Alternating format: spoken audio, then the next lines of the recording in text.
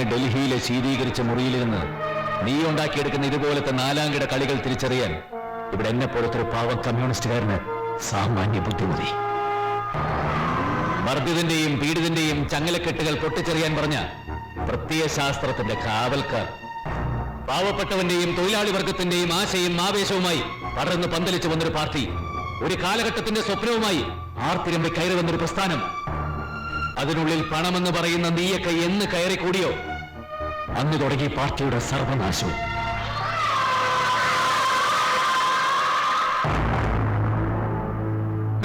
ഗോപാൽജി, നിന്റെ പേരിൽ ജീവിച്ചിരുന്ന പരമോന്നത നേതാവിന്റെ ജീവിച്ചിരുന്നെങ്കിൽ നിന്നെയൊക്കെ ഇങ്ങനെ നിരത്തി നിർത്തി നെറ്റിക്ക് വെടിവെക്കുമായിരുന്നു. അധികാര കൊതിമൂത്ത് നീയൊക്കെ കളിച്ച കളികൾക്കിടയിൽ മറന്നുപോയൊരു സത്യമുണ്ട്. ദിവാകരൻ ഇന്നും പാർട്ടിക്കകത്താ. വിശദീകരണം ചോദിച്ച നേതൃത്വത്തിന് ആ വിശദീകരണം മാത്രമേ ഞാൻ കൊടുക്കാതിരുന്നിട്ടുള്ളൂ. പക്ഷെ ഇന്ന് ഞാനത് കൊടുക്കും. നേതൃത്വത്തിന് മാത്രമല്ല, ഈ നാട്ടിൽ പാർട്ടിയെ സ്നേഹിക്കുന്ന ഓരോ കമ്മ്യൂണിസ്റ്റുകാരനും ഞാനത് കൊടുക്കും.